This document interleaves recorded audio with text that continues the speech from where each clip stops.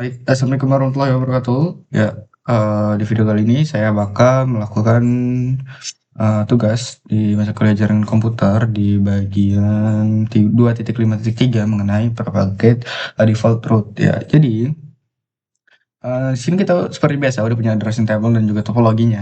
Lalu di sini kita punya dua objek utama dalam penugasan kali ini, yaitu propagate default root dan verifikasi koneksi. Ya, kita baca skenario aja. In this activity, you will configure an IPv4 default route to the internet and propagate that default route to other OSPF routers. You will then verify the default route is in the downstream routing tables, and that host can now access a web server on the internet. Jadi, di video ini, itu kita bakal melakukan konfigurasi IPv4 secara default root untuk bisa terhubung ke web server atau internet gitu ya.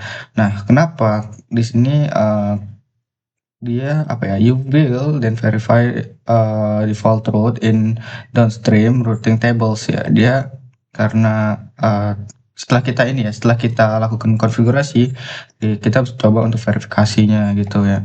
Nah, di sini kita bisa coba cek ya di PC1 ya, contoh ya di sini. Test connectivity to web server connection. Oke. Ya, kita coba ping ke server ya. Ini di sini sama. Oke, kita enter.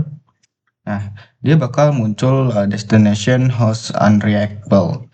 Ya, artinya dia nggak nemu lewat mana ini gitu ya. Saya harus lewat mana gitu ya.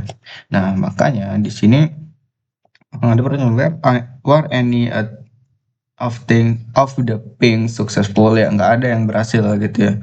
Dan munculnya itu ini yang tadi ini destination host unreachable,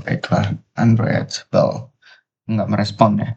Dan examine the routing table on the router 1 and router 3. Oke, sama aja sih, pasti bakal bakal keluar hal yang sama ketika kita melakukan ping ke web server ping 64.100.1.2. Dia bakal melakukan destination host unreachable. Oke. Nah, kita bakal melakukan konfigurasi di router 2. Kenapa router 2? Karena di dalam topologi ini gitu ya. Nah, router 2 ini dia yang paling dekat ke internet gitu. Sehingga kita di sini bakal mengkonfigurasi si router 2 gitu ya. Kita bisa ke CLI, lalu kita enter enable configure IP root ya, kita bakal root static ya, 0.0.0.0.0.0.0 terus serial 0/1/0.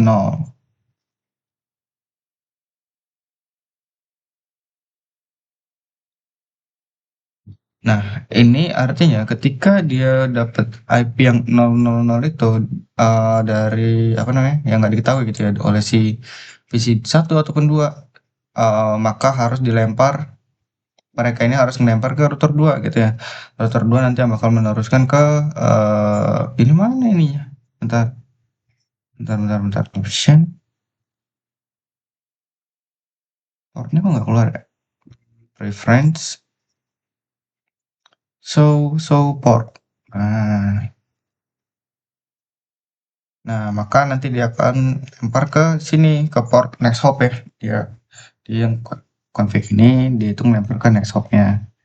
Nah, lalu kita bakal coba nih lakukan propagate the route in OSPF. Jadi kita bakal melakukan sini route OSPF 1 default information originate. Oke, jadi dia bakal menjembatani lah dari si PC1 ataupun PC2 ya, router 1 ataupun router 3 yang ingin terhubung, yang end device-nya ingin terhubung ke web server gitu. Nah, nanti kita coba nih cek di router 1 dan router 3. Ya, di sini kita bisa enter ya, show IP route. Nah, di sini itu muncul ya mengenai ini ada OSPF ya, OSPF SPF, habis itu SPF juga nih. Coba kita enter lagi. Nah, kalau misalnya berhasil, itu bakal muncul seperti ini, yang artinya, oh ini itu kan SPF, ini itu defaultnya, yang bintang itu defaultnya. Nah, ini exitnya lewat mana? Exitnya lewat 2 ya, atau router 2 di sini gitu. Nah, untuk router 3-nya juga ya kita coba nih. Untuk show IP route. Show IP route. Nah, dia juga punya ya di sini tuh. Dan coba kita melakukan ping ke server tadi ya. Apa yang akan terjadi? Kita coba cek. RTO, oke. Dan dia udah bisa nge-reply ya.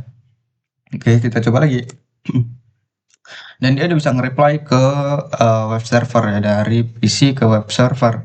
Karena ketika dia nggak tahu, dia bakal ngelempar ke si siapa namanya, si router 2 dan akan diteruskan ke internet gitu.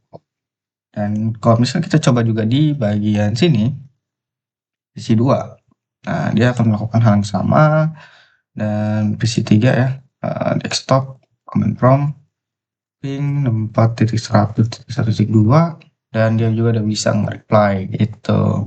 Nah, mungkin segitu aja videonya. Saya akhiri ya. Wassalamualaikum warahmatullahi wabarakatuh.